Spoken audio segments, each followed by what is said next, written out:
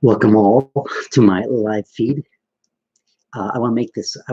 A very loose kind of talk because the nature of what I'm saying, it's a very difficult topic for me to express because, to be honest with you, I haven't really expressed it in a public forum, especially to Muslims.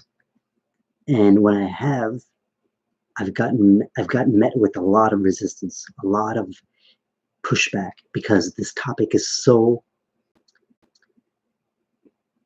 engrossed in our psyche to be looked at in a view that has been told to Muslims all our lives. The mystical part of Islam. There's no mysticism and you only do what you've been told. Okay, so I'm going to be talking to my friend here, Elf. Remember Elf? He's a lovable buddy from Melmac.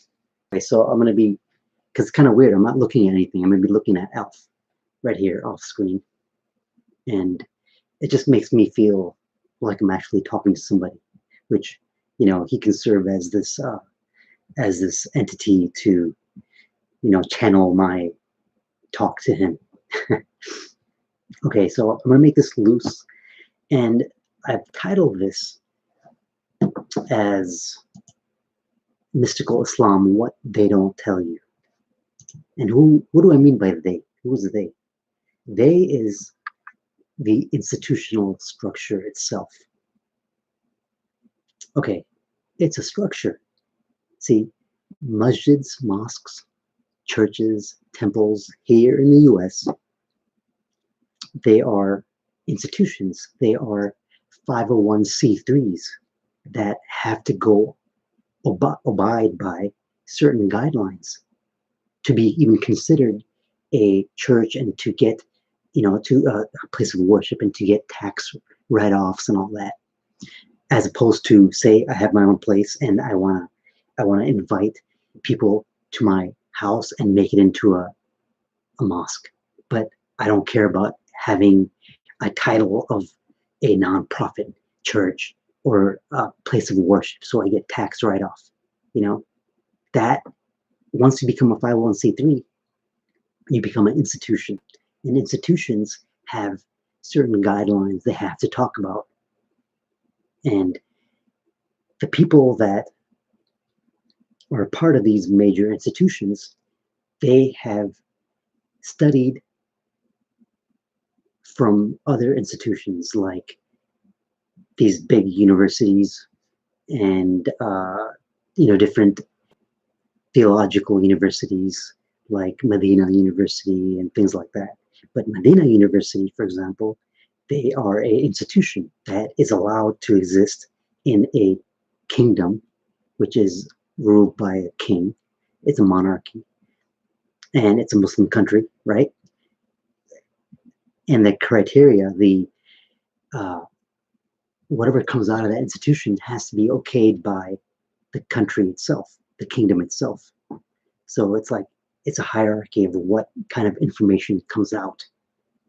What kind of mind frame, what kind of theology comes out that shapes your mind. And that mind that has been shaped has become, it's very Sunni Orthodox kind of mindset. And anything that is not disseminated from that institution, it's looked at as a gray area and we shouldn't be going into that, and Sufism is one of those things. And so is like any other sect of Islam that isn't underneath their approved, teachings of Islam.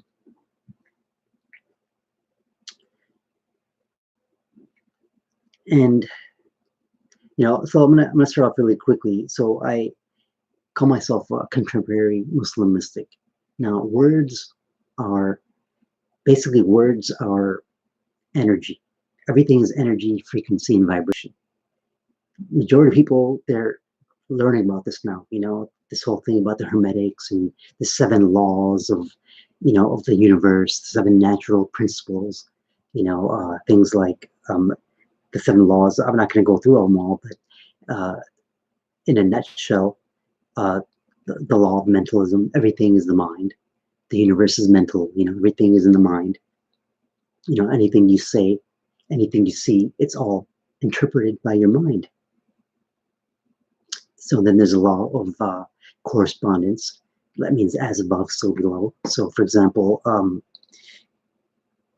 if I write something down in the physical, it comes from a thought from my mind, as above, from to below, as below. It's a correspondence. So for example, if you see a pencil, then you can correspond that someone created this from a machine. That machine was thought about in the mind, and all these kind of things. Everything comes from the mental realm. That's what I'm saying. That's the main law of this 7 hermetic principles. The main thing is everything comes from the mind. Nothing in the physical exists without it first coming from the mental.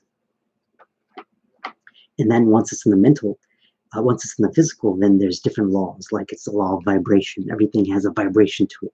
Nothing is really solid. It's just perceived as solid, but it's just a bunch of frequencies and vibrations at a certain frequency where your eyes can see it, and then your eyes don't see, actually. They just refract the light, and then you touch it, and you're not really touching it. It's just your perception. Anyways, it's complicated, and I don't want to talk about that right now. But so words, words, contemporary, for example, that means something. It has a meaning to it. It has a vibration attached to it. Each single letter is a picture, and it has a tone when you say it. That's why when you were breathed, what the soul was breathed into you, and Allah said, let there be life, and there was life. It was the word, right? The word is very powerful. That's why the Prophet has said to have a good name, because you will embody the vibration of that name. So if you have a bad name, you're going to embody the vibration of that name. So you shouldn't have a bad name. So for example, contemporary has a meaning to it. Contemporary means in the now, present, something that is happening in the present. Okay, a Muslim is what? Someone that submits to Allah. The Allah. Okay, Allah is the source, consciousness, energy, whatever you want to call it, universe. Okay, and then a mystic is what? Mystic is defined as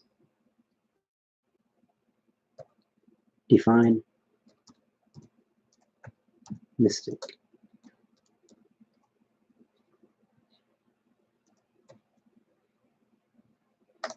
Okay, so my internet is slow. I'm not sure if it's a lag. Okay. Wow. A person who seeks by contemplation and self-surrender to obtain unity or absorption into the deity or the absolute, or who believes in the spiritual apprehension of truths that are beyond the intellect. The intellect, okay, that's another thing. The intellect is your consciousness, right? It's your ego. The intellect is everything you've learned, everything you've been told, everything you believe, everything you have labeled yourself as. The intellect only is alive in the physical world, in this dunya, in this maya.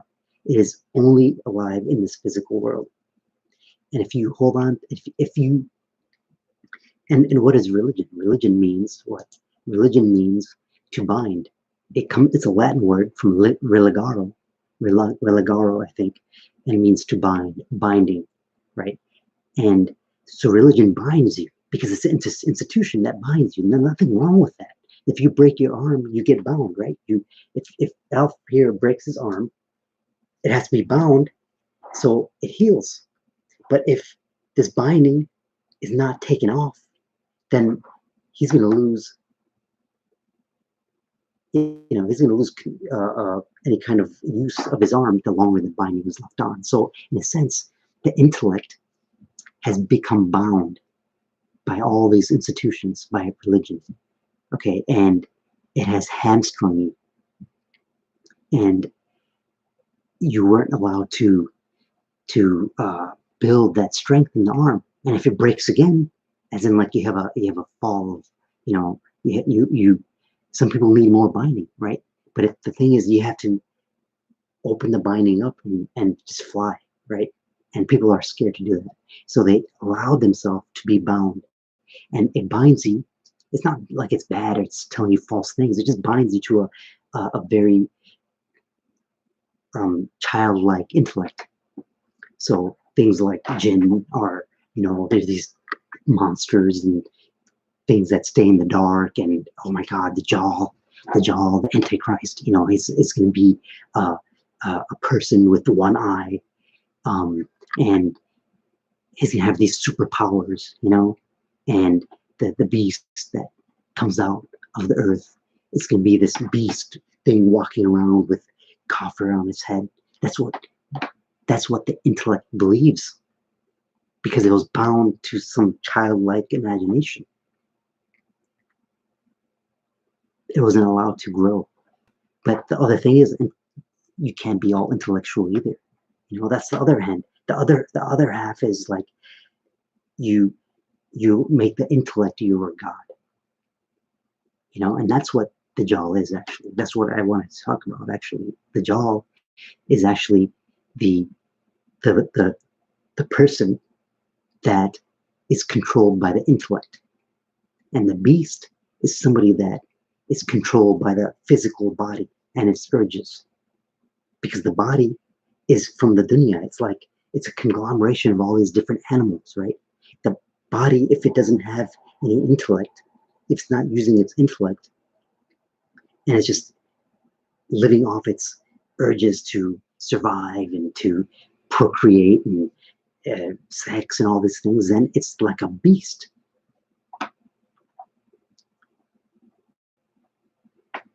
In a sense, they're a mixture of a beast and the Dajjal, and then that's what they say in the end of times. The beast is going to come out and the Dajjal is going to come out.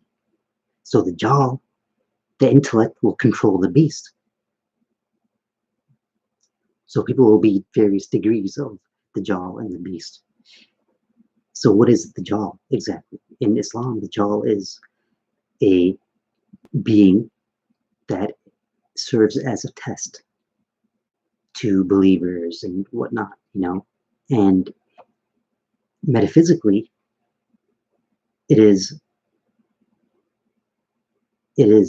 someone that is ruled by the intellect, left brain thinking. The left brain controls the right arm, right? And it's like the right arm of the law, the suppressing, of the left arm, the left arm, the left side is controlled by the right brain. The right brain is actually the feminine mind, which is imagination, creativity, sympathy, emotion. It's governed by emotion. And the left brain is the masculine energy. It's the divine masculine as opposed to divine feminine. It's the masculine energy of structure, of like authority. And there's an imbalance of that. The left, the masculine mind exists as a slave, as a worker, as a slave of the feminine mind, because the feminine mind creates. It has all this imagination, and it has this vision, and is connected to its imagination, and it has emotion. And then the masculine mind is supposed to be creating it. That vision, it's supposed to create it. That's it. But see, the masculine mind has suppressed the feminine mind, and that is the Dajjal. Actually, you are the Dajjal in various degrees, or the beast. So someone that basically only thinks with the left brain is a very logical, intellectual person. See, and then concepts like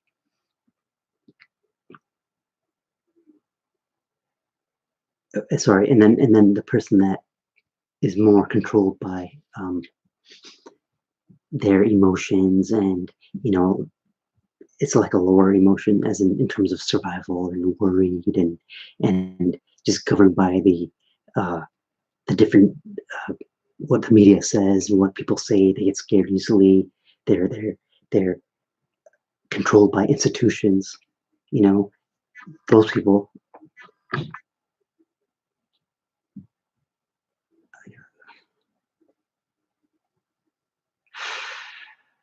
Those people are definitely. I just had a thought. So what is the purpose of mysticism?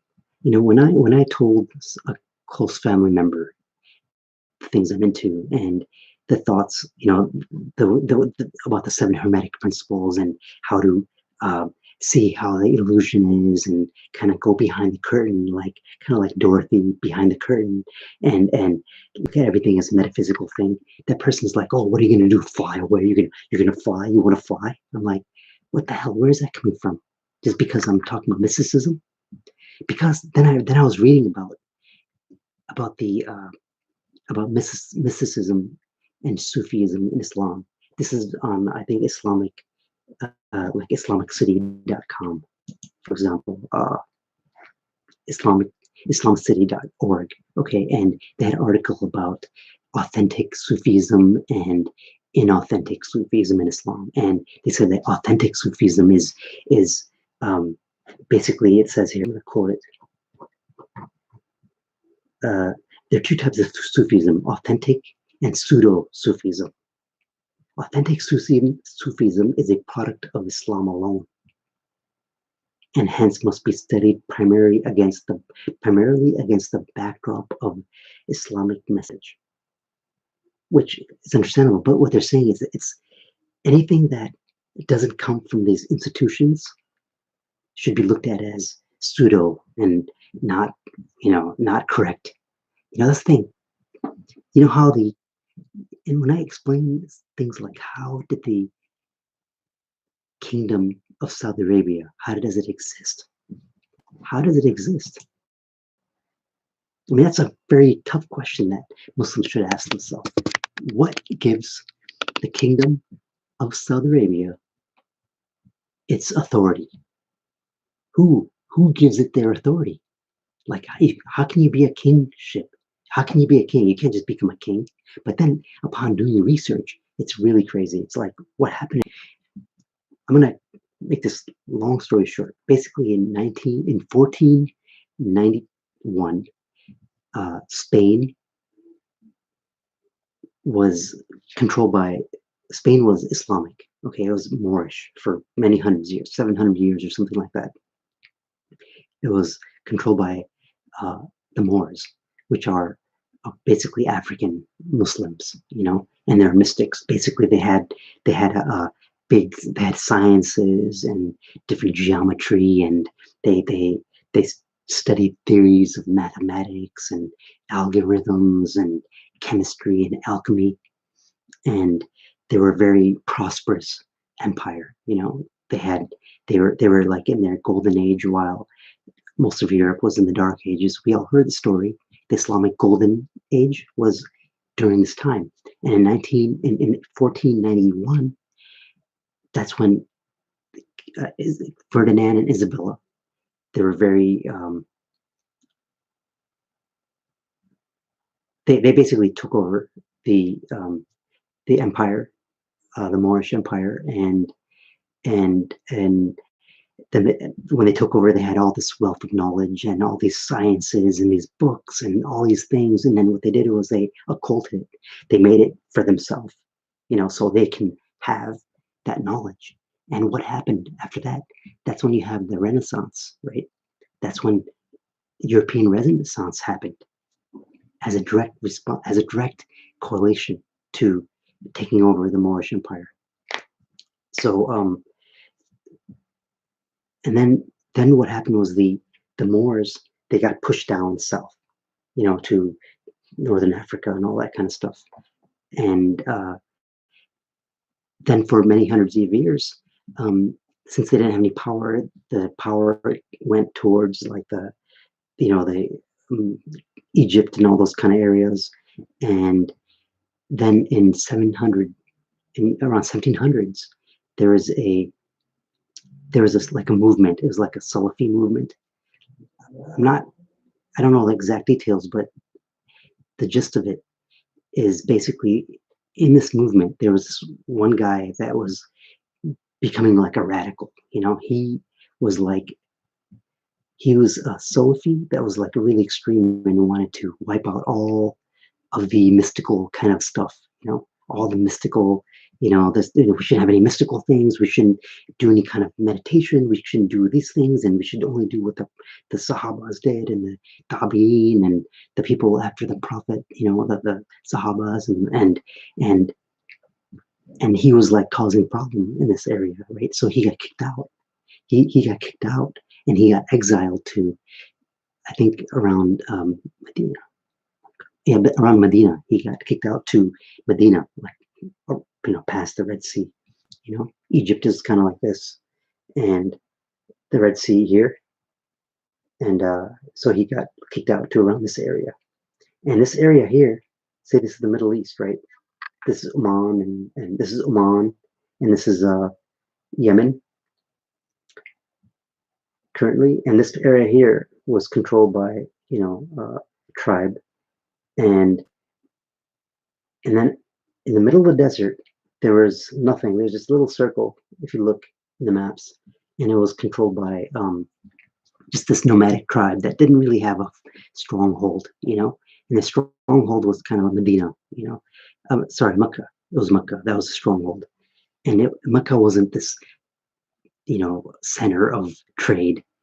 I mean, recent geographical research has shown that that Mecca was not the center of trade, like how it's been told to us by these Saudi people, okay, and their institutions. It was not. It was just like a no man's land, and the actual, that's another story. But so basically, this guy, he got kicked out of that area in that Middle Eastern area. He got kicked out and he got exiled to even somewhere further, somewhere more isolated. That's how much this guy was a freaking troublemaker. Okay, he was trying to do a revolution, and he had some followers, so he got kicked out with them, and then he met up with his. And at this point, when he was in that, when he kicked out of Egypt, at this point he got backing from the British Empire. Okay, the British Empire was backing him, and then he went to the middle of the desert when he got kicked out, and he told the leaders, like, look, I don't care about, being a leader. I just want to spread this true Islam, which is, to him, it was like this very orthodox, right wing kind of, his way, his idea of Islam. And he said to the nomads at the time that, hey, why don't you partner up with me, and I will help you expand. And that's what they wanted. They wanted to expand. So he got backing from the British government, the British crown, and he partnered up with the Sauds, and the rest is history. They started conquering more land. They got, financial weapons and things like that from the crown, and they expanded their power, and then time came around in the 1800s. They were becoming pretty big, and what happened was they became a kingdom. And it's like, they can't just become a kingdom. You know how they became a kingdom? The Vatican. The Vatican anointed them a king, a kingdom, the Vatican. And now everything that comes out of that kingdom, it was from the Vatican. So the Islam that is coming out of it, it's a certain kind of Islam.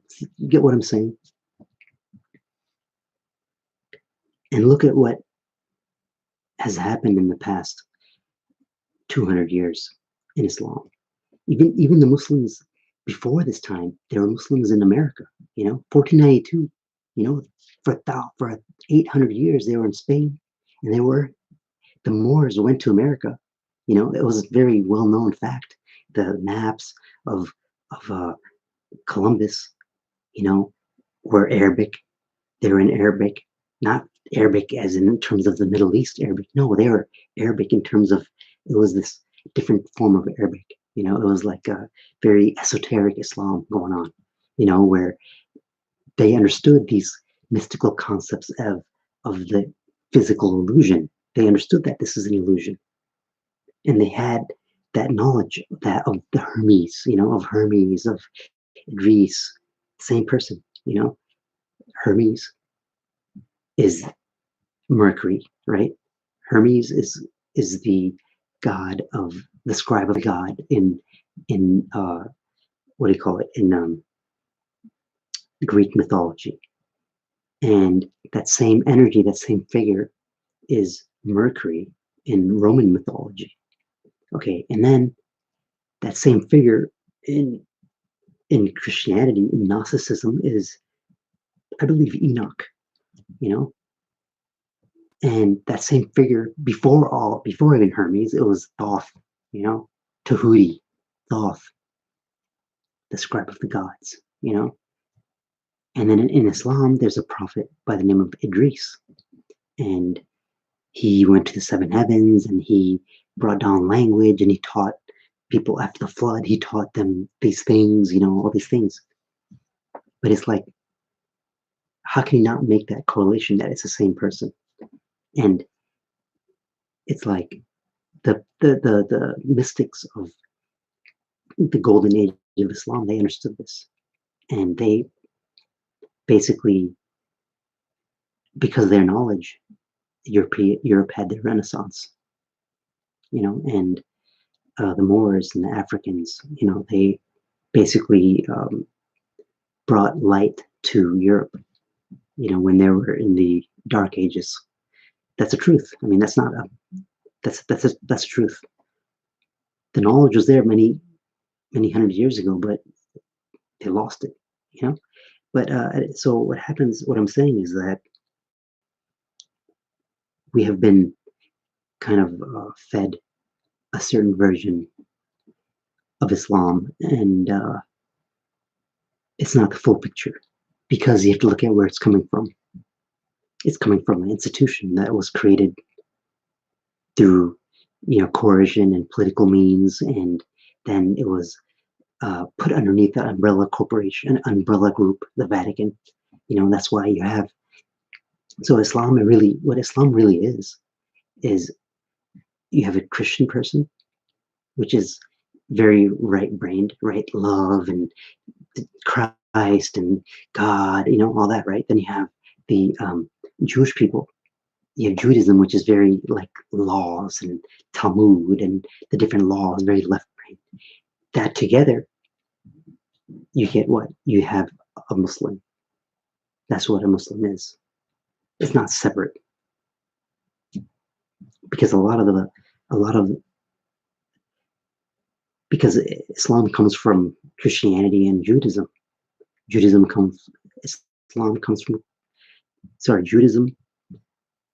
is the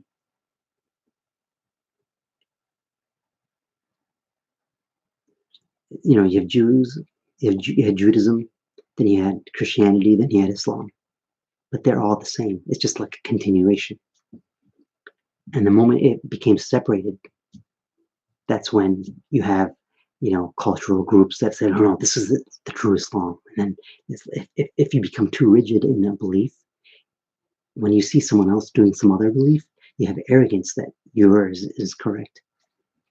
Or in your same group, if you have a belief and you're very rigid, and you see someone in your group that is doing something different than what you have been told and what your understanding is, then you'll get angry at that person. Be like, no, you're doing it wrong. You can't do this. This is innovation.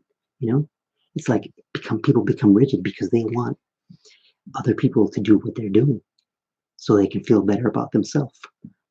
But it's like the spiritual journey is not a journey that is a group thing. It's not a group journey. It is a solo journey, because everything that's happening is happening in your mind. And it's good to, go to a group to get ideas, to get kind of like, okay, see what's good, and then you kind of implement whatever you learned in your own life. You take from different groups, you take from different systems, and you make it uniquely yours. You're kind of like, be formless. Don't stick to a form. But yeah, I mean, I wanted to make this kind of a loose talk, and I should have took more notes. I should have actually prepared, but I'm okay, sorry. Here's a which Khalifa exiled this Salafist radical. I'm not sure, but it was in Egypt. It was around the 1700s. I think late 1700s. Um, it's documented. This is history, And the crazy thing is, I that there was a Khalifa in the 1500s. Yeah, sorry, not 1500. Yeah, what, 1500s? Yeah, in the 1500s, that for 300 years it was illegal. You can print books. Printing presses were illegal to have. Books were illegal to have for 300 years. When the Guggenheim press, was invented, um, in Germany, um, it was incredible. Like you had caliphates that burned books. You had, I mean, hundreds and thousands of books. Imagine the knowledge that was lost in the books. But see, the thing is, it became occulted, as in like a certain group of people. They they kept the knowledge. Okay, and then to join that group, you had to be initiated into a certain secret system, and then they would continue on this, like, like a Freemason type thing, and and and then now, so things were in the age of awakening, where these secrets are being unearthed. You can't hide anything anymore. I mean, the world is so small now. You have all the answers on your fingertip. Like, literally, you can know everything. There's no secrets anymore. You can know anything you want. All you got to do is Google it. Seriously. Um, but it's really sad that when I talk to other Muslims about this, there's so much anger. You know, it's because it's really scary to admit to yourself that you've been lied to, and then when you admit that, okay, you've been lied to, but you actually did it yourself. No one told you, but you just assumed it and you believed it, and that comes with like mental growth, emotional growth, and a lot of us,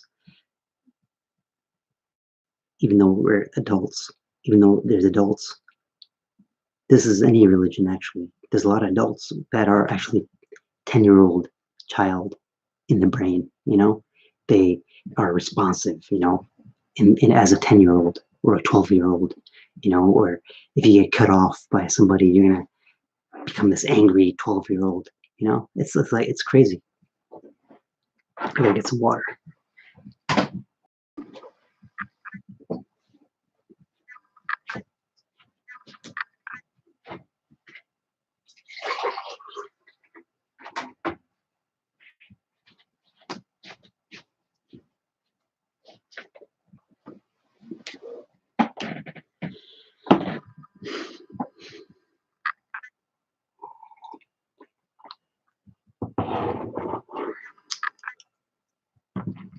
And then I want to talk about rituals too, where when I tell people, like, a family member of mine, I told, like, why we go around the Kaaba 7 times counterclockwise. It's like, why do we do that? Why are we told to go to the Kaaba 7 times? 7 times counterclockwise. Why counterclockwise? Why not clockwise? There's a reason for that. 7 is a very important number in every spiritual system in the world through different times throughout history. Okay, Gnosticism to Judaism to Hinduism to every culture, every system, even like Aboriginals, in like Australia, 7, because there's 7 major energy centers of the body, the 7 chakras. Okay, and then it's like whenever I talk about that, people don't understand. Well, it's for them. It's like, okay, so what? Okay, so what if it's that? Or "Oh, what does it do for you?" It's like, what? Are you kidding me? Like, it's empowerment. You get to understand yourself, know thyself. How can you do anything in the world if you don't really know yourself? How can you be a good parent or be anything if you don't know yourself? And you have to heal yourself before you can do anything else. And it's like, it's just incredible how people don't see the liberating aspect of this. Because in the beginning, yes, it's scary. It's like, wow, you have to do a lot of study. It's like, what's the use? But then it gets into energy and planets and the different, vibrations and, why is it, how does it correspond with Saturn? And it's a very big topic. I mean, this is what I'm saying. Spirituality should be a lifestyle. It is a lifestyle. Like I breathe this lifestyle. I breathe it. I walk it. I talk it. I intake my calories. It's all about the connection with the divine that is within me. It's within you. Allah, where is Allah? Where is the divine? It's not separate than you. Where is it? Like we think it's some kind of person or some figure, in the sky with a throne. Like, when you think of a throne of Allah or throne, you think of a chair, like a chair that I'm sitting on. Like, of course, that's what you think. You think of a chair in some like space somewhere. No, it's all in your mind. And it's like when we're told to do tahajjud in the morning because Allah is closer. He's like closer to the earth. It's like, what the heck does that mean? It's like your consciousness it's less more quiet, right? So when you wake up in the middle of the night, you're almost in like this half asleep, half dream state, and your frequency and vibration is less conscious. Your conscious mind that's caring about looking at paying bills, and that cares about what the person next to you thinks. That part of you is asleep, and you have access to the higher part of you that Allah, is closer. So you make dua at that time, it's more likely to be manifested. Because when you make dua, say you wake up in the middle of the night and you're praying and you're like, oh, you're consciously praying and asking for these things and having emotion to it. And, oh, please help me pass this exam. And now you're praying and then you go to sleep and it's like, did I get up that night? Did I get up last night? It's kind of like, it's not in your conscious, it's in your subconscious mind and it's working in the background and it happens. It's when the intellect is making the decisions. That's when the flow isn't allowed to manifest because everything comes from the divine, right? Everything comes from the divine. It's just, are you going to become the vessel to allow it to flow without your ego, without your labels molding it? And that's when you get into, magic. What is magic? What is magic? I mean, what the hell is, there are definitions for magic. I'm going to give you one right now. I'm going to put this book here. It's amazing. The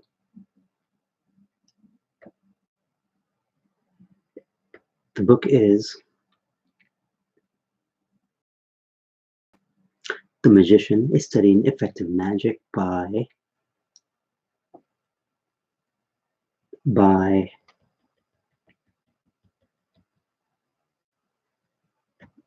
Philip Cooper. Okay.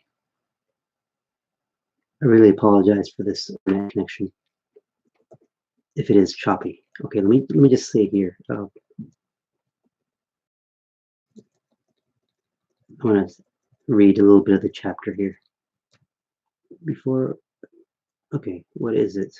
Okay, here you go. Here you go.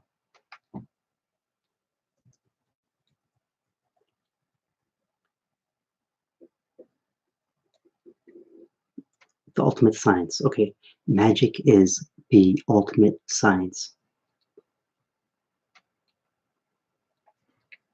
This book is about magic, true magic.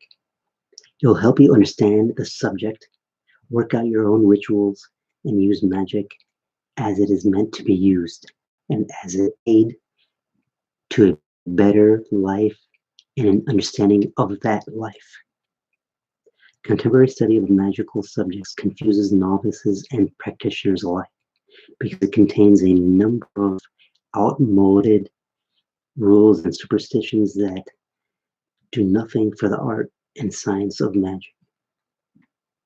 Okay, okay. True magic's not, but it comes from an individual. Okay, here we go. This book has been written to help and restore magic in its rightful place in our creative cycle. True magic is not complicated. Magic belongs to anyone who wishes to use it. True magic comes from the individual, not from some initiate or secret society. After all, who initiated the first initiate? Magic is a highly individual and personal creative process. And to be effective, each individual must formulate his or her own inner temple. See, our body is the masjid. Our body is the temple that houses the consciousness of the divine. I'm not saying it is the divine, it is a vessel created by the divine to express the higher vibrations of the divine world. Okay, magic's not dressing up in brightly colored robes, chanting strange incantations, or collecting grades and titles. Okay, it's not like, oh, I'm like mom. Well, it's like people, that's their ego. Their ego needs to say imam. So once you know this imam went to this school, then you're gonna, yell, wow, he's got more authority now, you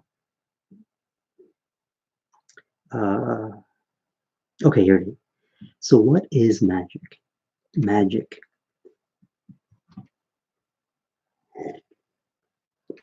True magic is the art of using controlled thought to produce a result.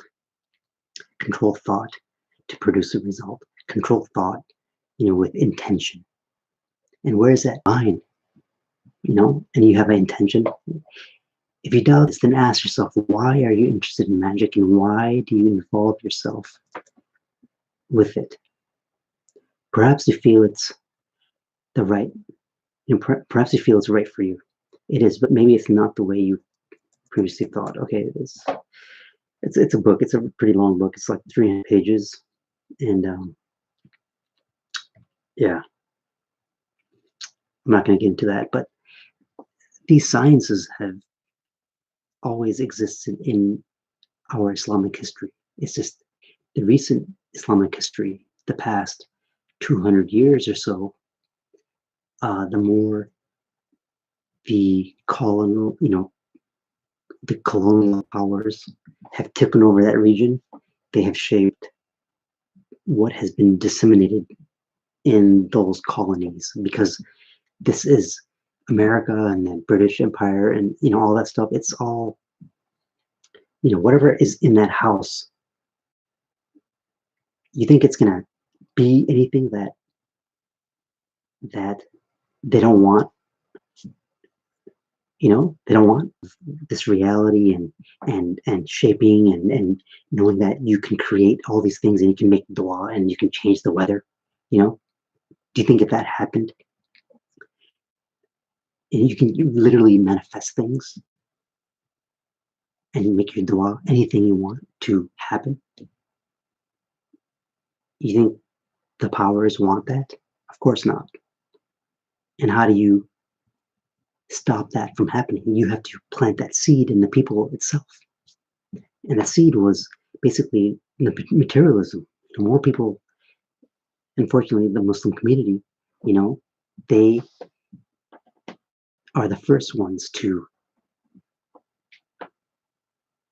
want to be praised by the system, the system of the jaw.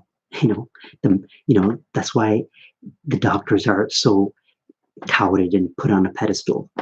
Doctors, oh my God, I'm a doctor. Oh, you have so much honor. Everybody is looking for honor in the system. But if you have honor from Allah, from the divine, then why do you need honor from everybody else?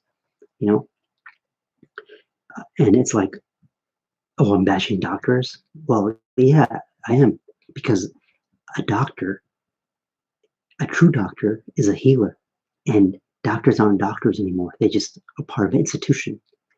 If I'm an oncologist, a cancer doctor, and I want to give my patient, herbal remedies that are proven to work and put them on a, raw diet and give them these herbal medicines and tell them, no, don't take surgery and don't do the radiation and don't do the chemotherapy because it's poison, then that person, a doctor, is not going to be allowed to be a doctor.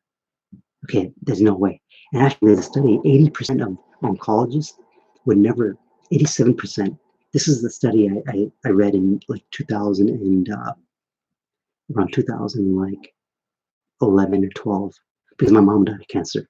So in 2011, I started doing a lot of research on cancer, and something like 87% of oncologists, they would never give their loved ones, chemotherapy, radiation, or the conventional treatments if they got cancer.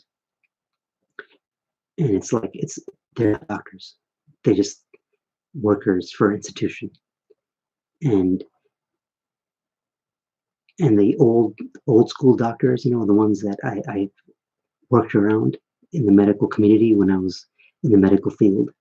I was a medical equipment provider, and the doctors that were like 70 years old and they're like about to retire, they were like real doctors, 60, 70-year-old, 50, old school doctors. You can tell they were like, they're like, yeah, they knew that the new medical system, it was not good, But the real doctors, I mean, they're dead now. They're retired or they're dead. And the ones you have now, they're just part of the system. And unfortunately, it's like they go into it like looking up to the system. So it's like they're really stuck, in that paradigm. And that's not a doctor, They have to follow, guidelines, and they have to have certain codes that they have to follow. And it's a pharmaceutical in their hands. There's no one else to blame. It's like, oh, what are you going to do when you get sick? Don't get sick. Why don't you produce an environment where you build your immunity? You eat the foods that help your body. You eat the foods that help your body. You maintain good health. You're clean. You don't intake thoughts that put you in a state of dis-ease, when you're because everything is from the mental. See, that's what this whole, metaphysics is about. It's mental, because everything starts in the mind. and then it manifests out in the physical. So if you're, let me give you an example. If whenever you're stressed out or you get put any kind of stress, your cortisol level goes up, right? This is a physiological response. Cortisol level goes up, you get nervous or whatnot. Doing that for 20 years, you know, 20 years doing that. And then all of a sudden your kidney develops a kidney stone, and then from that, a year later you have to get a kidney dialysis. It didn't happen just because of from nothing. It came from a mindset that created that certain habit that put you in a thought, and many thoughts that put you in an emotional state that put you in a certain habit, and it got transferred. That energy, that thought got transferred into a certain habit, and it became like a ritual. And from that, health problems develop. It takes time. It takes decades. You can't just get heart disease because of nothing. It's a reason for that. But anyways, I want to open this up for some kind of discussion. So I'm really interested in any kind of questions you might have. I do consider myself a Muslim, of course. I know there's a creator. I'm not saying I'm a creator, but I'm saying I'm a vessel. And the more integrated you are with nature, and the more integrated you are with natural cycles of things, the more you can plant certain seeds in your mind, and you flow with the different energies of this reality, of this matrix, of this program, and it can manifest for you like magic, because it's true. But for that to happen in a more controlled, in a more efficient manner, you have to know these things. Because a lot of people, their natural disposition is happy and happy-go-lucky, and and they just like that, and things happen. They're like always having good luck. It's because that's how they are naturally. But most of us not. We worry, and we have insecurities, and we have trauma, and we are stuck in the past. Like when this part of you might be in the past, something happened. Maybe the one that's in the present, it's only like 5%, and it's only to correlate for the future. But there's no future, there's no past. It's only the present. There's no future. Like, tell me the future. You can't, because the future is right now. The past, when did it exist? When did the past exist? It only existed in your mind. And then you can, oh, look, this was the past. See, this picture here was from the past. Yeah, the picture is from the past, but it's not the past. Like, you can't bring back that version of you unless you bring it back in the present. And that's the thing. People are not present. They are a past version of themselves. So you're almost like, people are like a version 1.0 and like a version 3.0 world, and it's going to create lag. You know what I mean? And the idea is to become present with the present. And that takes effort. It does, because it takes effort because your conscious mind, your intellect is going to be telling you, no, you can't do it like this. You can't do it like that, because that intellect is actually stuck in the past, or it has some kind of future projection based upon the past. Yeah. Okay, so if there's no questions, I'm going to end this live talk. Um, Sayyidina was a Persian poet, Sufi mystic, and was tortured and crucified by the tyrannical Abbas Caliphate in 922 because Al-Hajj says meant because the Al-Hajj says in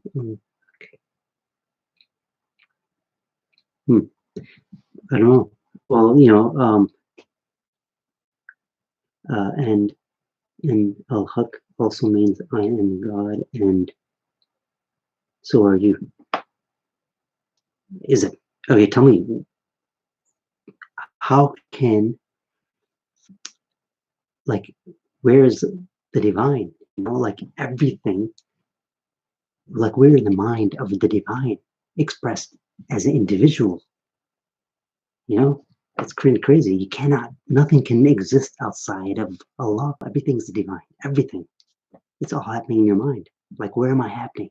Like, there's even, Yasser Qadi, he's like a modern, like, um, scholar. And like, he won't talk about this, like, to the masses, but it's like literally you created the same mind created this internet. Like, you created everything. Allah created everything for you. Like, seriously, like, Allah created everything for you. So you can understand this, so your seeking can have a end result, you know what I mean? Like, that's how things happen. You like, we're all the same mind. It's just arranged in a different manner, you know?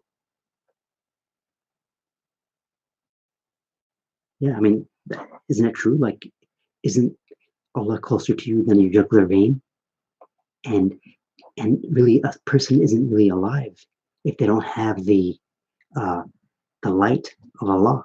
They're just going to be a beast, just empty vessel that gets controlled by any kind of thought. And a thought is like a jinn, a thought form, that's a jinn.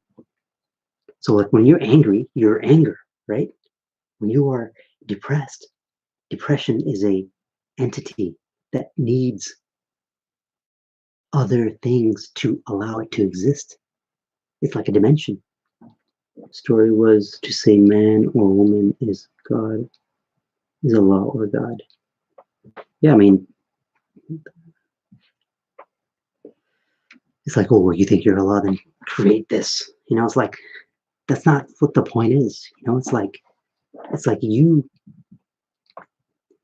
have to get closer to that source within yourself, and the idea is not to prove it to somebody else, you know, is to live that life knowing that, you know what, nothing can harm you because you are with Allah, and anything that happens, it's all good because it's there to make you grow. Like, I've had a tough life, uh, just looking at me physically. I mean, people can just see somebody and be like, oh, that person must have it nice, or blah, blah. It's like, no, you don't know me. I'm not the same person I was last month, let alone last year, because you grow as a person. And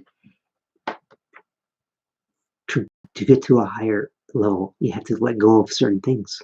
You have to let go of attachments. You have to let go of your idea of what you think is. If Allah is within you, then you are within Allah. Yeah, why not? Yeah, Allah is within me. And it's like the divine is expressed through you. It's not, it's like it could express through you, right? Like, what you think of Allah is how Allah is going to manifest. If you think Allah is, punishing and wrathful and very strict, then you are going to be in that vibration of fear. We've been told all our life to fear Allah. Like, how do you fear and love at the same time? If you love your boss, for example, it's like unconditional love. You love him because he's a nice guy, or you love him because he has access to you, so you can make more money. It's like, maybe that's not a good example, but like a parent, like, you if you fear your unconditionally, even with their flaws, but the divine is flawless.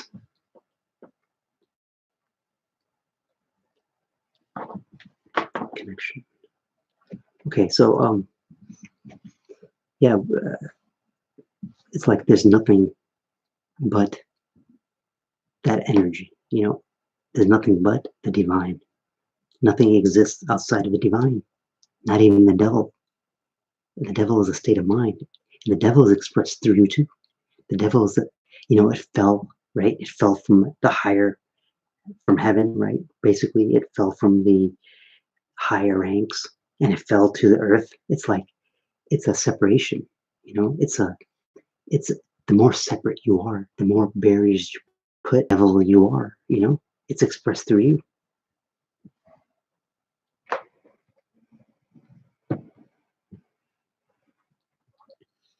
Okay, so yeah, it's really complicated kind of thing, but it's really it's a journey, and they call this journey the left-hand path, because the left hand is actually the right brain, which that path takes you, that path only through the imagination you can get to the higher levels in consciousness, not through the intellect, because the right hand is the intellect. Like the right hand shouldn't, the left hand doesn't see what the right hand's doing. All those analogies. It's all to explain these concepts in our culture, but that knowledge has been lost. Not lost, but it's been kept hidden. And it's been kept hidden from the masses. And look at it, like if there's 13 families that control everything, then it's their reality. It's like their world, right? It's not your world. You're living in their world. But it's like once you understand this information, you can live in this world, but you're not from it.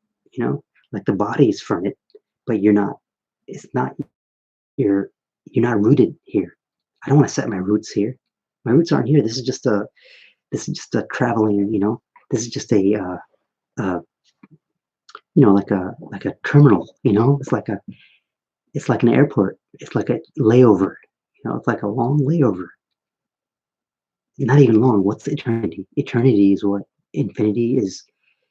What is 100 years compared to infinity? And what is a million years, you know, compared to infinity? And if we were in hell, a lot of the systems, it's like everything is all happening at once.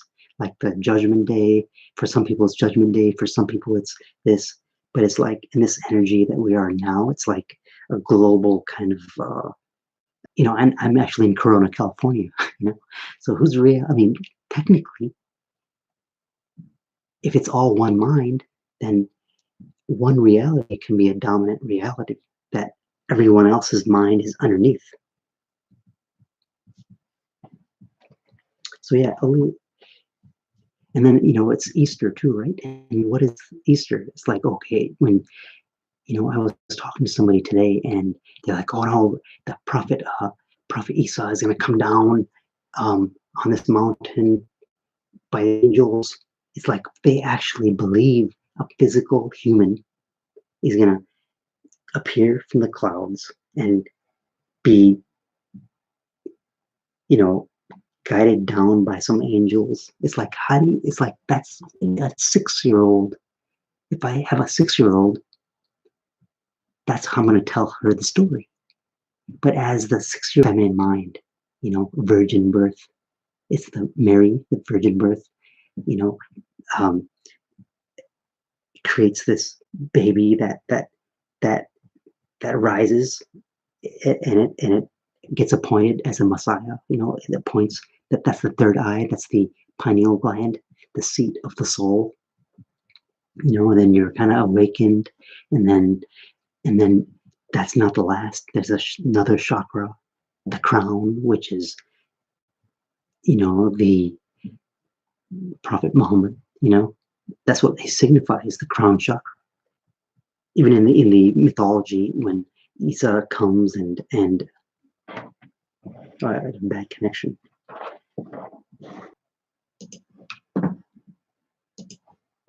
Okay, it's like he's going to be asked to lead the prayer, right? He's going to be asked to lead the prayer, but the Mahdi will ask him, "Oh, please lead the prayer," and he's going to be like, "No, no, this is, I'm going to die in this world, like natural death, and of the prophet, as in like the underneath the crown, the crown chakra, the crown chakra, the pineal, the third eye, then you have the throat, and then the heart. Okay, the three main chakras that are part of the body. See, these chakras, the 6 chakras, are part of the body, but the crown is the closest to Allah, the most favorite, right? The seal, and that's like something like 3 inches from the top of your head.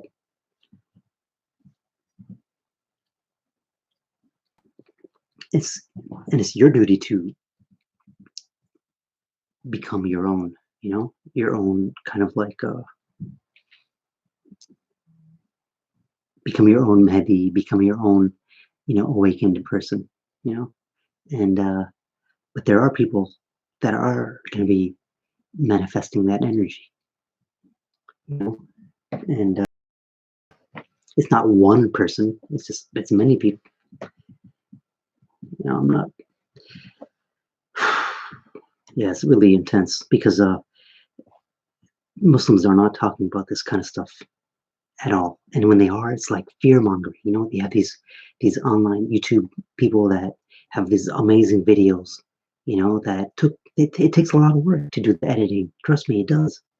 You know, to find the clips and to put them together in a certain form.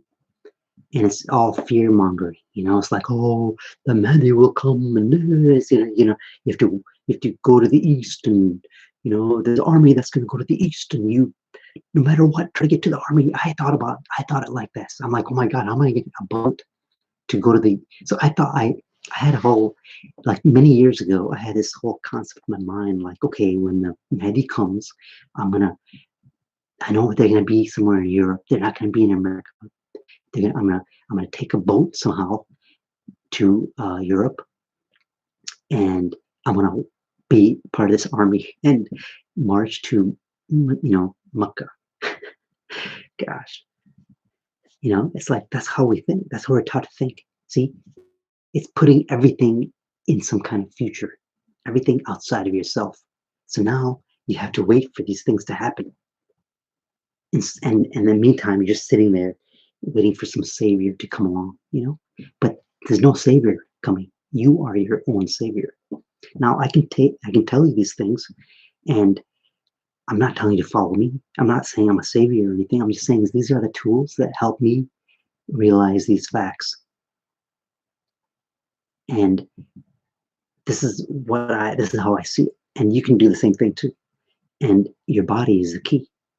Taking care of your body, taking care of what goes inside your ear, taking care of what goes in your eyes, taking care of what goes in your mouth, taking care of what words you say, because it's magic. Everything is magic. And you can create from your words.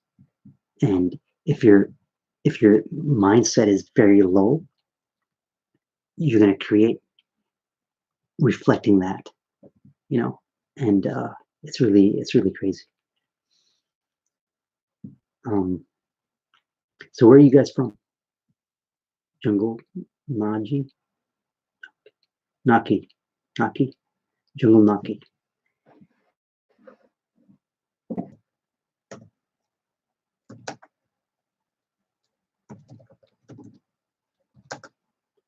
My internet is really slow.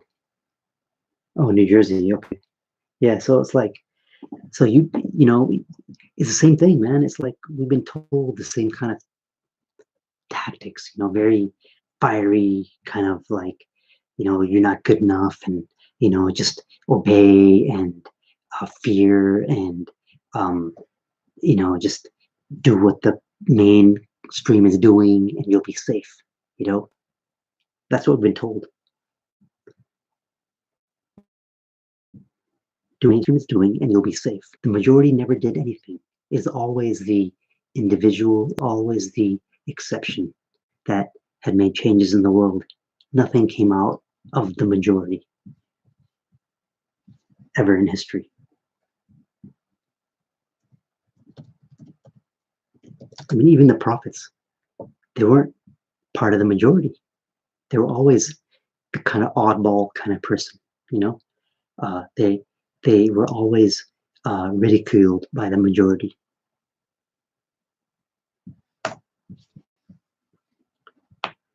Seven Hermetic Principles, that's the best place to start. You have to live it. And it took me many years to understand that point, because I was like, how do you live the law of vibration? Then you see it in things. You see polarity. You know, polarity is like there's no good or bad. It's a perception. It's a polarity. There's no good or bad. You know, it's good for the people that are victimizing. You know, so for them, they're doing something good. You know, it's like there's no good and bad. It's all polarity and vibration. And gosh, it's like it opens up another world. You know, that's why we've been told to stay away from these kind of things, because if you're not grounded with a lifestyle that supports it, then it's gonna really mess up, you know, your relationships. It's gonna mess up your, you know, your mind if you're not grounded, because it's like there's many distractions. You know, you can end up being a flat earther. You can end up being like, oh, reptilians, and you know, you can end up being like, oh, Illuminati. You know, it's like they're just dimensions. You know, seriously, it's dimensions, and it's all created by you. Actually, what tells you to do anything?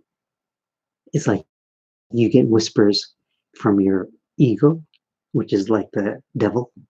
You know, but the devil is not bad. You know, you need your ego. You need a identity in this world. You need to clothe.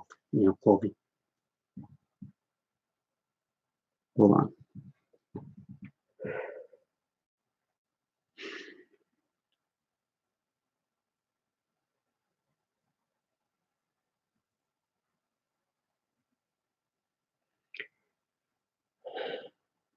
So at this point, you know, if you have any questions, I'll be happy to discuss it with you. If not, I'm going to end this live cast. It's been an hour and like 15 minutes. Um, yeah, it's just interesting times we live in. And I don't think I'll be saving this live cast because it's been so scattered, you know.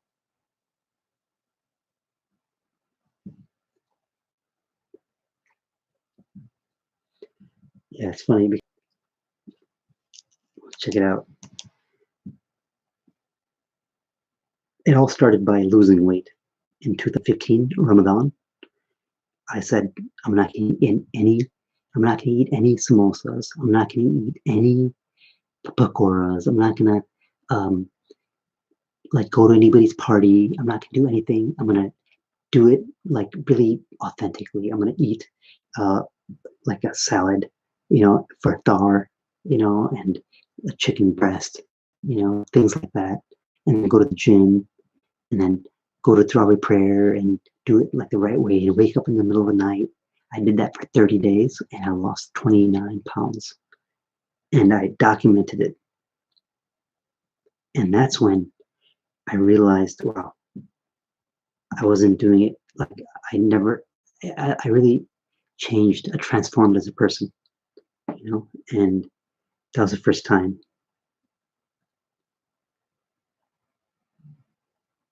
Here,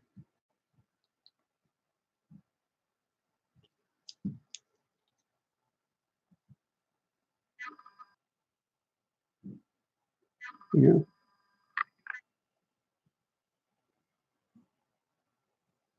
hello. Hey, do you want to get some burgers? Let's go to the new halal restaurant that opened up. Yeah. And I'm telling you, when I was like this, no one told me, "Oh, brother, take care of yourself." I was like, no one told me anything. No one told me, "Hey, you should get healthier." No one. And as soon as I started losing weight, they're like, "Oh, you're looking too skinny. What's wrong? Oh, you look stressed out." It's like, what? Man. Then I knew that these people, I don't want to associate with them. And I slowly, my friends got replaced. For a long time, I was lonely.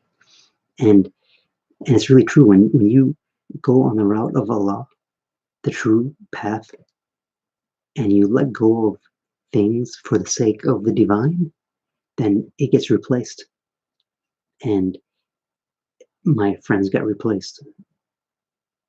Not that they were bad people, it's just that new friends came in because I became a new person and I attracted new kind of friends. And the people that I attracted, they were at a different level. And then, as I went to a different higher locations, and then I became lonely again. But then recently, new people got attracted to me. I got attracted to them, and now it's like a totally different level. And it's amazing. It's really you have to let go of what you think. You have to let go of the thinking. Not that you become stupid and you just don't care. I'm saying is you let go of the worry. You let go of attachment to what you think is going to happen.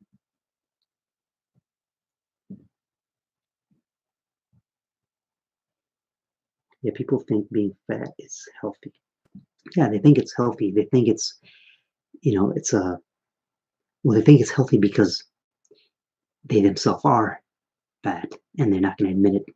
And and when they go to the doctor doesn't tell them, "Hey, check, clean your habit and this and that, and you stop eating this food and that foods." No, they don't know themselves, man. Doctors aren't nutritionists. They don't study nutrition. They tell you same things like saturated fat is unhealthy. You know what? I've been eating saturated fat for the past 5 years since that time. That month of Ramadan, 2015, around this time, I don't know when it was. It was April 2015, maybe, I don't know, whatever. I I started eating like I was 170 pounds, and then I went to 150, no, I was 178 pounds, and I went down to 100 and like 40, like 9 pounds. I lost like 28 pounds. Whatever the math is on that. And then I was like, okay, I'm I'm gonna take this a lot further. I'm gonna take it a lot further, and I'm gonna start researching. And I started researching all these things, and then I was still kind of like, I'm not what I wanted to be, but I was totally different than before. And then um, for like a few months afterwards, I was gun ho, but then becoming, I started falling back into my old habits, and then I caught myself. I caught myself when I was 6 pounds, and I'm like, I don't want to do this. And then from that point on, I went to ketosis, and in ketosis, I was eating like 100 and like 50 grams of saturated fat. And, like 80% of my caloric intake was from saturated fats. And people were telling me, no, it's unhealthy and it's unhealthy. And it's not that I was unhealthy. It was very difficult, for me to do. It was very difficult. But I did it for a month, and I lost a lot of weight. I got to like, you know, I lost a lot of fat.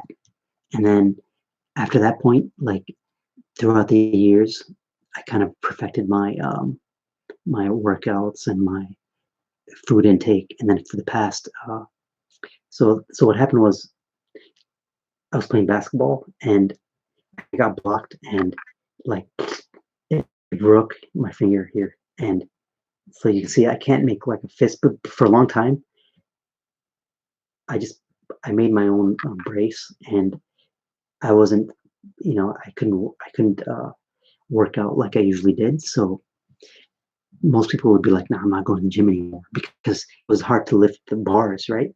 But what I did was I started lifting with these fingers, like this, and then I started doing like different. Then I started learning like hand mudras because I looked at Bruce Lee's style, and how he worked out, and he worked out like every finger because every finger has a muscle. So doing my workouts like that, it took me to a different like level of like. Then I got into like the whole, qigong and energy, and that's when like I started learning about vibrations and things like that. It wasn't like, okay, I'm gonna learn. No, it was just it came to me. I didn't go to some school for this. It's, but whatever I learned, I didn't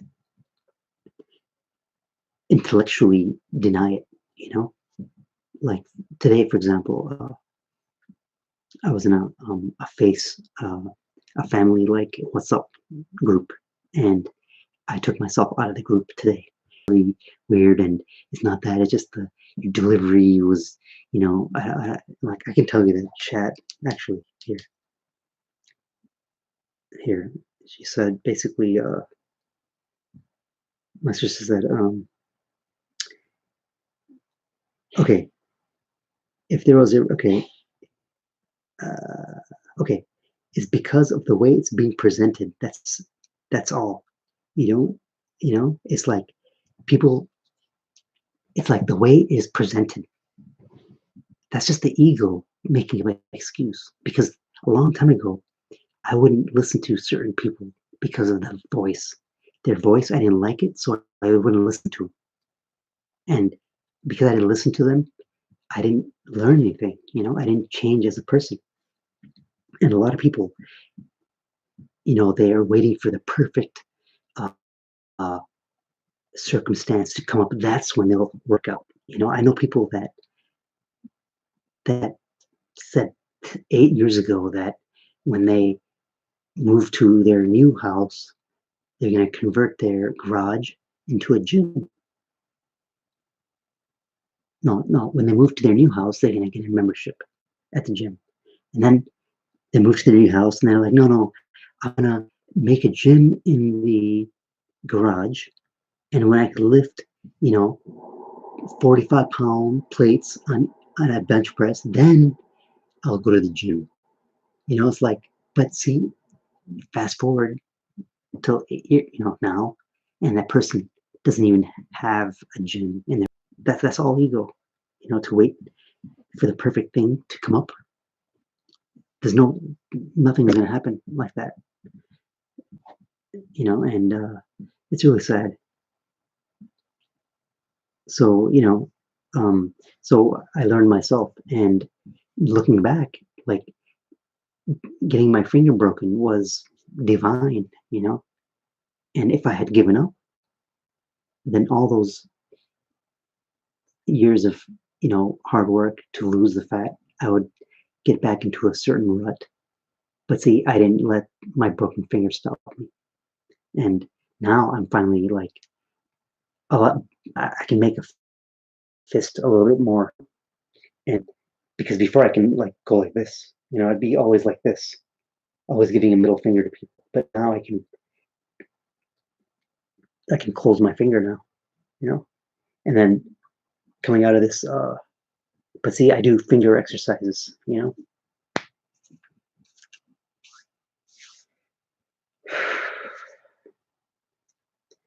See, we have 800 muscles in our body, and even an athletic person maybe utilizes 1/3 of their muscles, or something like you know two, like half of their muscles, or 60% maximum. But the thing is with muscles, when you stretch muscles that have not been stretched in a long time, you release energy from those muscles. Like literally, like if you do this, something like this,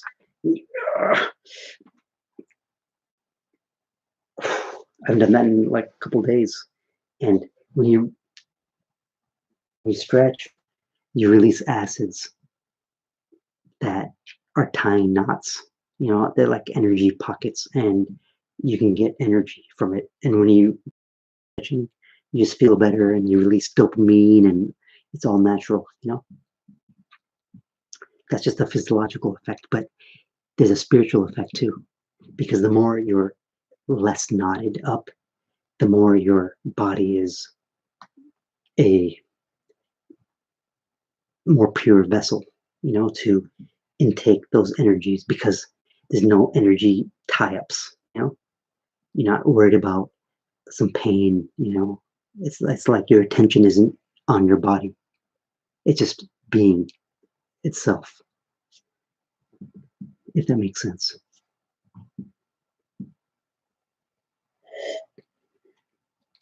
And the more your body is just like a machine, the more it's like on autopilot at a higher, you know, in a higher state of mind, allowing that thought to manifest through the body.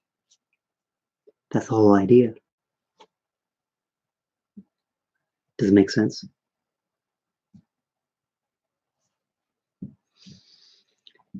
Elf is getting kind of sleepy. Do you remember Elf? It was a cartoon. It was a sitcom from the 80s. A lot of ego on that show.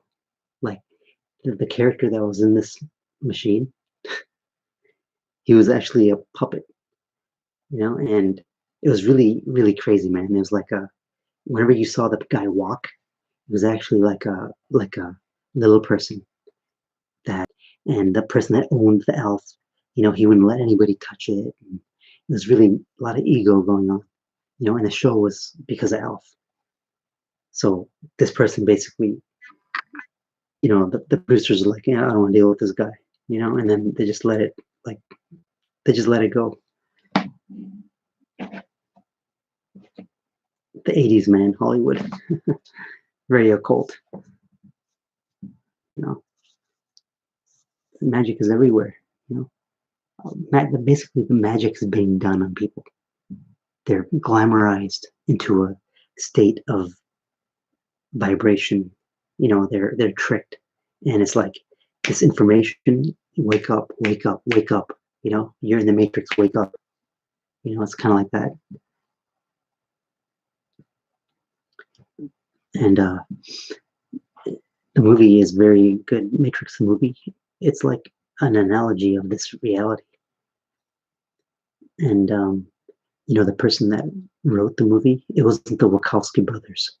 Actually, they stole it from this black girl, and she wrote the book, and she was channeling information. It's like these ideas, they're actually real. They're from a higher source, and you channel information.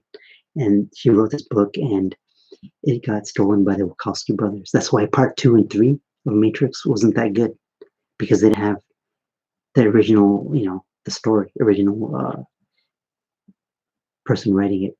And it's crazy because they're not the brothers anymore; they're sisters. They became like they had a sex change, and the girl that they stole it from, she got awarded $2 billion. But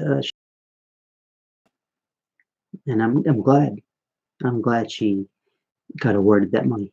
They stole it from her, and most people don't know this. This information that I'm talking about is not new.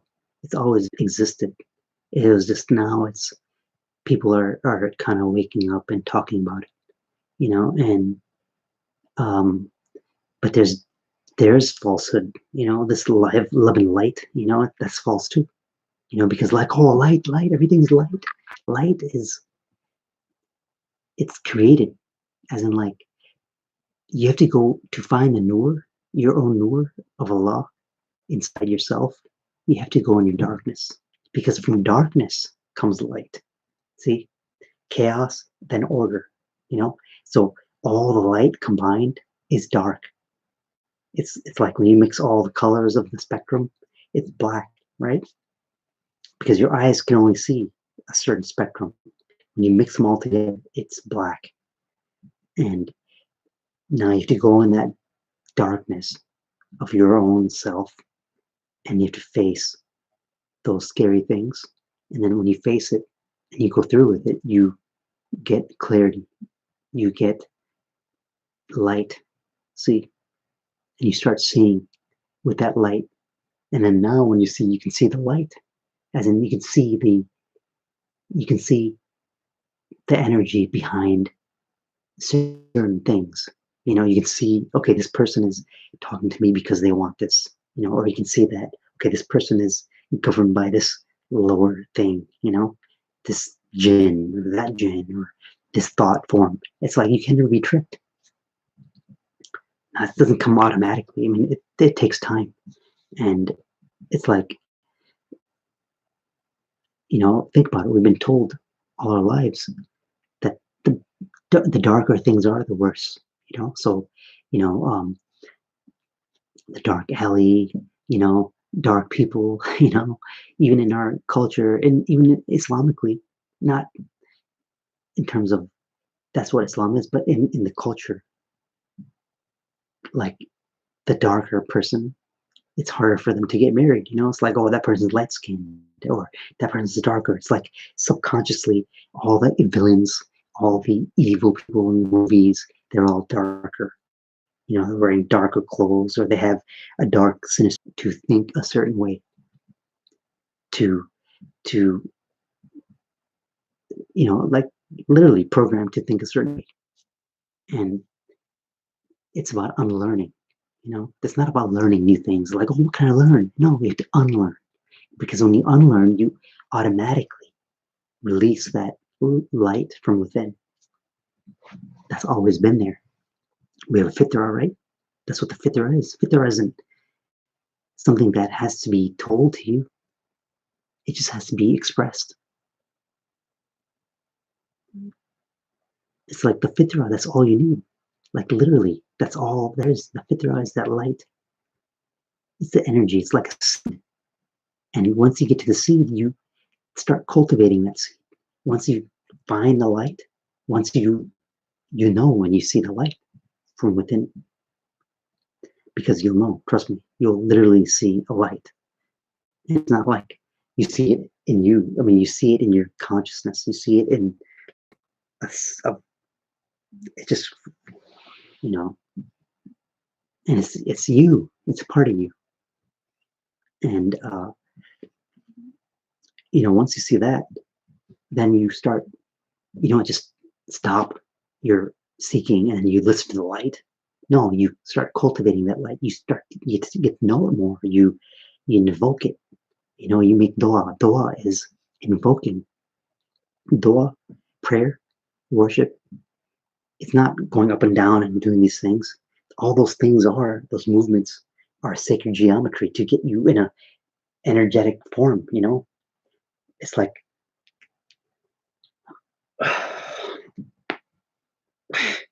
and saying those terms and words, it's a frequency. It gets you in a trance form, and then you can make that invocation, invoking summon to call forth, to summon the attributes of Allah, to harness through you. That's the whole point of the 5 daily prayers. It's actually the worshiping part. It's not the namaz itself. Does that make sense? I know it's probably pretty late there. It's like what, 11:30, 12:30, 2:30? It's late. So I'm just gonna kind of sit back and kind of, if you have any questions and answers, I'm more than happy to explain as well as I can.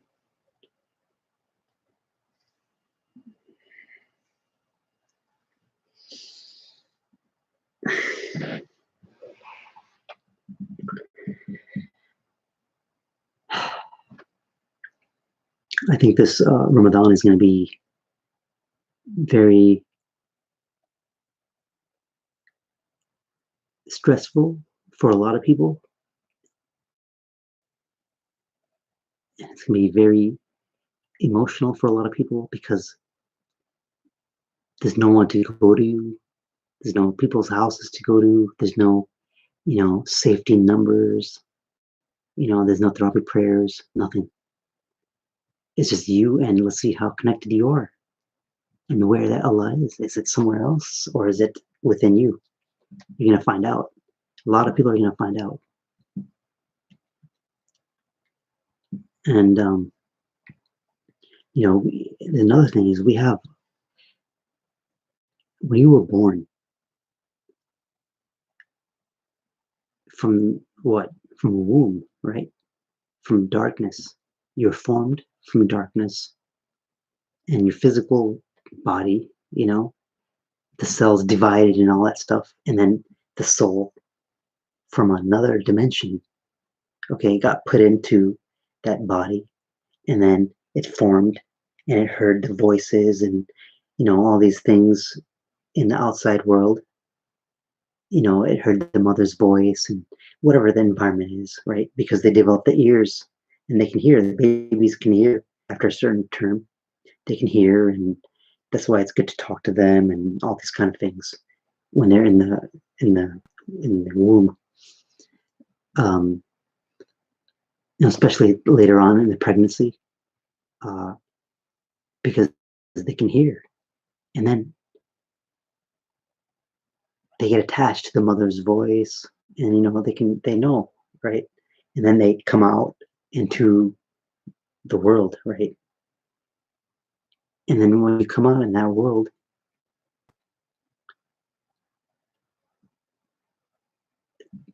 the energy of the environment gets attached to you. So if you're born in a chaotic time, you know, uh, that affects your personality. It it's your base energy, right? It's your aura, base energy aura, and then that's where you get into like astrology and like the zodiac signs, and when you're born at this time, then Saturn was here and Mars was here and Venus was here and Mercury was here and this sign was here, and there were it's like it all gets kind of in you because all that is within you. It's like when you look in the sky, you're not looking somewhere out there. It's actually projected as out there, but it's from in here. And so like Saturn is like the structure, and like Mercury is the mind, and like Quicksilver, it's like a writing, it's like your creativity, it's your mental faculty, and like the Venus is like about beauty and and like and wealth and nice things, like that's why Friday is the best day, right? Friday is Friday, Frigga in Gnosticism, it's Venus, Lakshmi, all those energies is Friday. Okay, and that's why people are happy on Friday. It's like people are more cheery on Friday, and then Saturday is Saturn day. Saturn, and Sunday is Sunday. The sun signifies like your physical character. The sun signifies like your name brand, basically. Your projection, what people see. You know, um, uh, and that's why I like the Son of Man, the Son of God. All that kind of thing. Like you are the sun. That's not the sun. That's just projected astrologically. It it it creates its own energy. Like those other planets, they get their energy from other sources too. But the sun is like the middle. So in like, yeah, it's really interesting. And then like for example, the sun is the soul. So in different languages, SOL and SOUL and SUN and SON, it's all the same thing. It's just energy. And then like Mars is like your willpower. It's not war, but it's like the willpower. It's like the confidence. It's that's the energy of Mars. And then there's like uh, there's planets like Uranus and Pluto. They're aspects of your personality. And then there's the zodiac signs, Capricorn and all these different 12 signs, and then you have the 12 imams and Shia, right?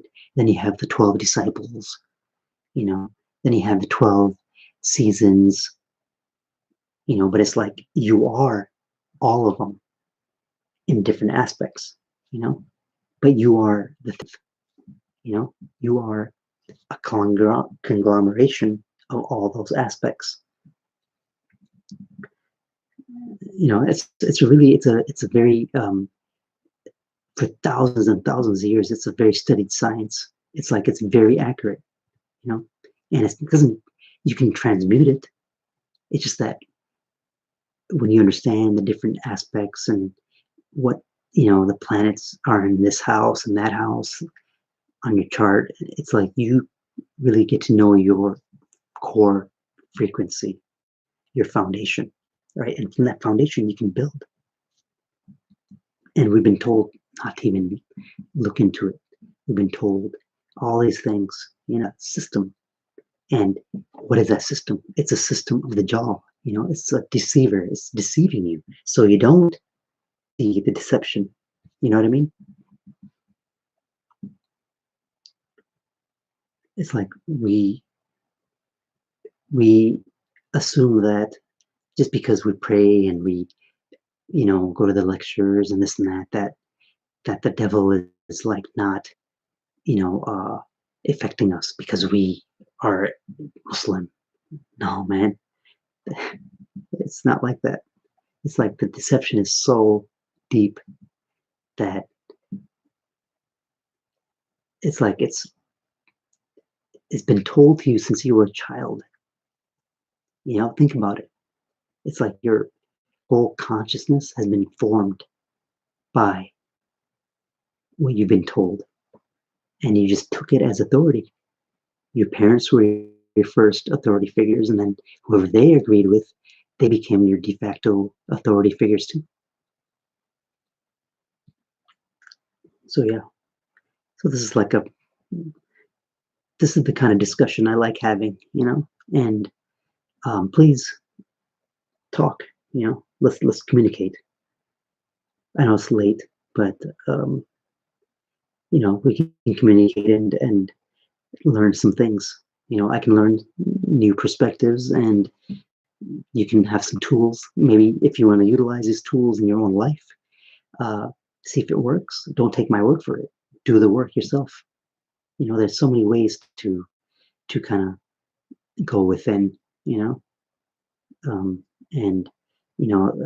they're all useful.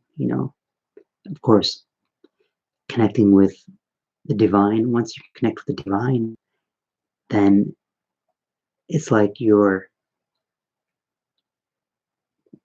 get fulfillment, and then from being in this vibration of being fulfilled, what you do, how you talk, how you interact, how you look at life, how you approach life, it's in a different state of mind.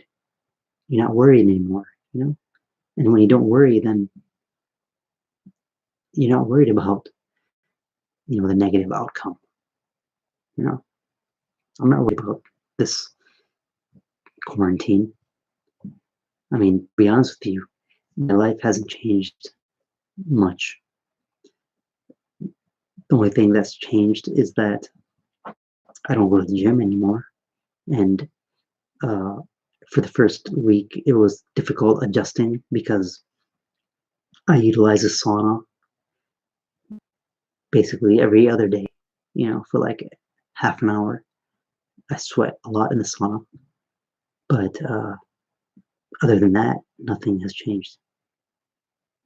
And the reason why a lot of people couldn't adjust to the quarantine because they put so much of their personality, their energy, their happiness, their sense of um, self into, sports, into hanging out with their friends, into going to restaurants, into, you know, all these things outside of themselves, you know. And when that when it got taken away, it's like, oh my God, um, who am I? That's when you started asking these questions. And it's like, if you started asking these questions, then it's like a higher power made this happen so you can connect with yourself. And once everything gets back to normal, like, what is the normal going to be? Are you going to go back to your old ways of, just hanging out with loser friends that have no goals and they just talk about sports, and then like you see now, like now that these Trevor Noahs and all these people, they don't have a platform, they don't have their cameramen everywhere. They're trying to create their own content and they're trying to interview like, you know, Bill Gates and things like that to spread the same fear mongering. It's like these are the people that you used to listen to and look up to. No, they're nothing, man. They're part of the problem, actually. Everything, if it distracts you from you getting in touch with your core self, then it's a distraction. Now you can have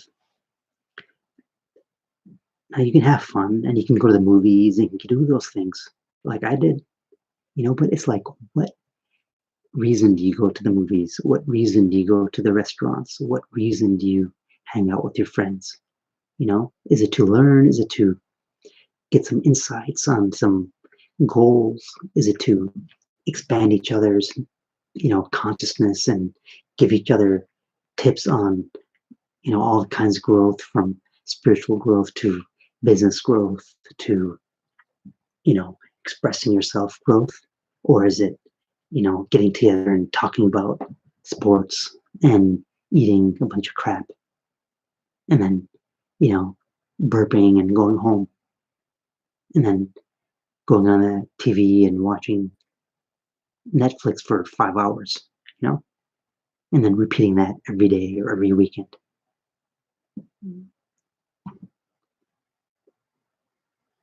Ugh. I'm going to get some water, but in the meantime, please ask questions and let's discuss, okay?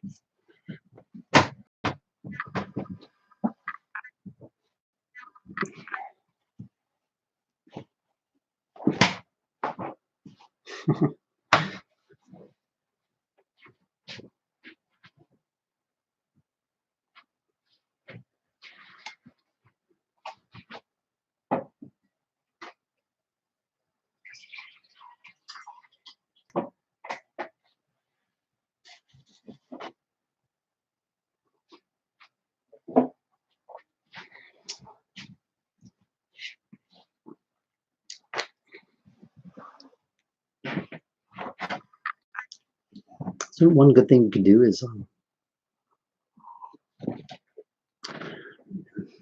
if I can give some practical advice, start having a certain vision of yourself and start transforming into that person that you envision, and have certain habits that become like habitual, as in like every day you do it. Like you brush your teeth every day. I'm sure you brush your teeth every morning. You don't do it to be like, okay, today I'm brushing my teeth because it's gonna be clean and I'm gonna have good breath. You just get up and you brush your teeth, right? You don't think about it. So these things, habits, become like that, like second nature. So habit that I have made my, just like brushing my teeth, is I get up and I drink warm water. Well, in the beginning, I just drank warm water, and once that became a habit, I added things to it. Like now, I drink warm water with lemon squeezed and turmeric and honey and peppers. I do that every single day. And the days I don't do I say no, I do it every day. And it's just that I didn't start off with that. See, a lot of people want to implement these new things in their life, and they want to do it the maximum level. No, it's like you do it small steps. Because if I had said to myself, I'm going to start drinking water with squeeze lemon and turmeric and honey and pepper and and do that every morning, it's like I might be able to do it for a couple of days, but then it's going to become too difficult, and I wouldn't keep up with it. But as soon as I became really, when the one habit became a habit, I added things to the habit slowly. Every 2 weeks, I added things to it. And now it's like everything I do throughout the day is a bunch of habits that I implemented based on what that is going to do for me. It's a ritual, actually. It's a bunch of rituals that I do that became a habit. So, but all those rituals, they get me to a state of mind, because they take my body to a certain space. So I drink my things, and then after that, while I'm drinking it, I listen to some um, classical music, or I'm reading like some affirmations. Yeah, I do that. Or I'm looking at like complex geometry, or I'm in my imagination, kind of imagining the feeling state of the day I'm going to have. So I don't imagine like, oh, making this money and all. No, I just imagine like no stress, and I imagine just getting all the things I need to get done and enjoying it. And then while I drink my tea, or while I drink the drink I make, and then I do my morning stuff, and then I don't eat breakfast, and then I get into my work, and then an hour later I drink my coffee, and then I get into my work, and it's like everything is just kind of flows, and and if you don't have any goals, if you don't have any like things that you want to accomplish, then you're gonna be kind of swayed by distractions, and in the end you won't get anything done. you know that's why it's important to have concrete vision for yourself. And if you don't have a vision for yourself, trust me, someone has a vision for you, and more than likely you're not living your vision, you're living somebody else's vision, and you're part of their vision. you know so your vision becomes secondary to somebody else's vision. You don't want that. Okay. And try to stay away from people that don't have vision either, because they're going to want you to be like them also. Because you know what? Birds of a feather flock together. Misery loves company, you know?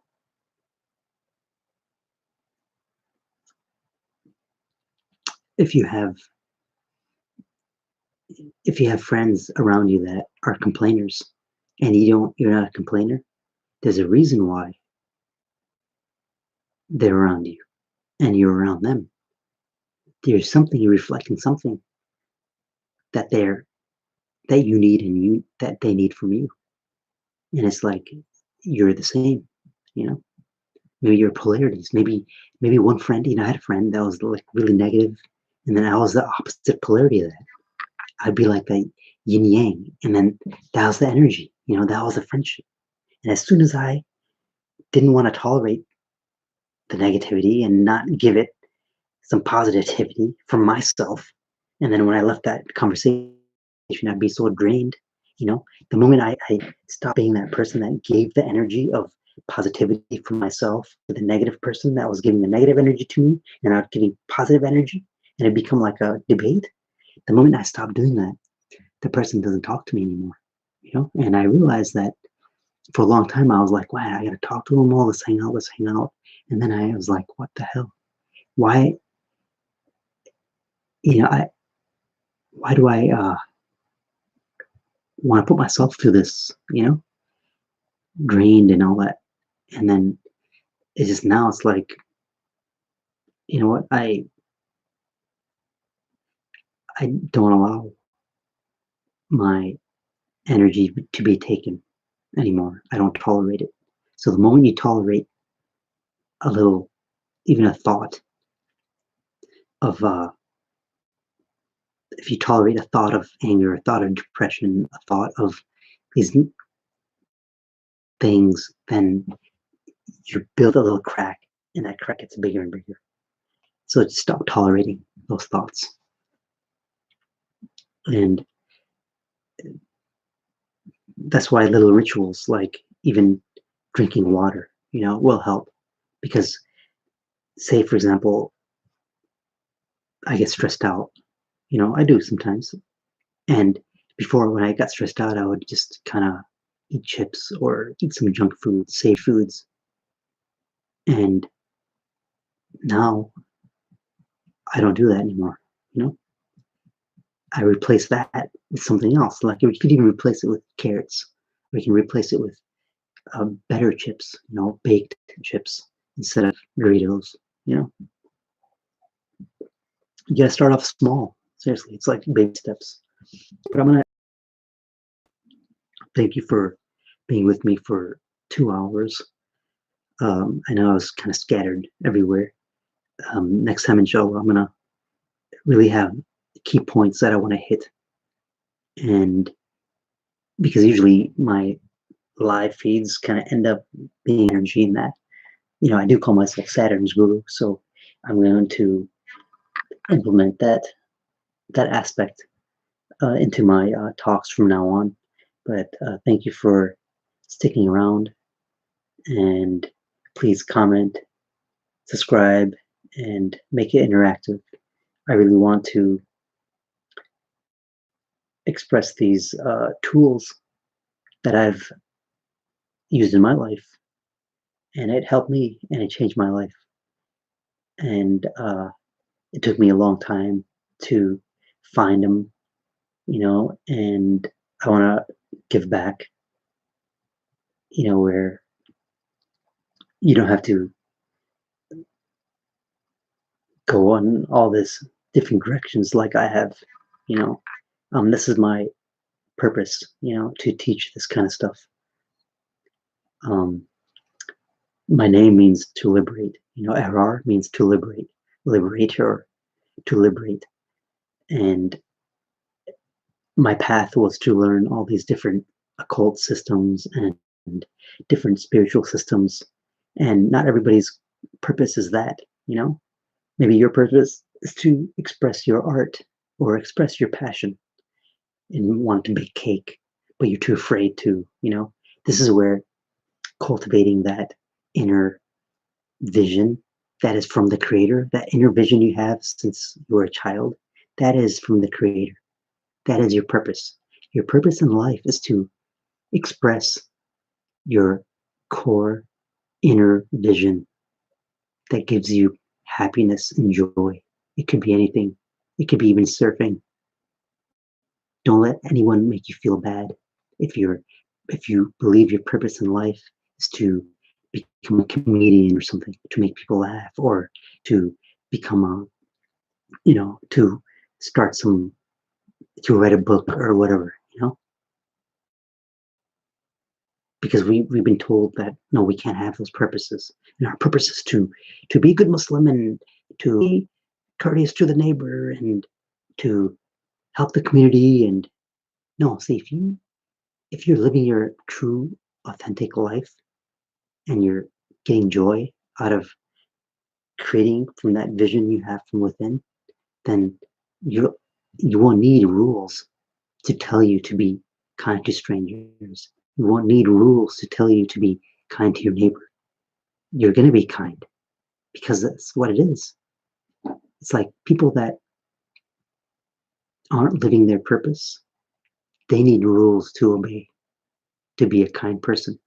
Otherwise, they'd be cranky and snappy at everybody because they're denying their soul's vision. And when you deny your soul's vision, you will get cranky. And instead of being cranky at other people, you know what they're doing? People, they're self-sabotaging themselves and eating unhealthy and really punishing their own self for not living their goals. That's why people are in the situation they're in, because they're hating themselves, because they're mad at themselves for not living their purpose. Okay, so take care, everyone. Assalamu alaikum, and have a beautiful rest of the night and the rest of the week. You know, have an awesome week. Take care. Assalamu alaikum. Ooh.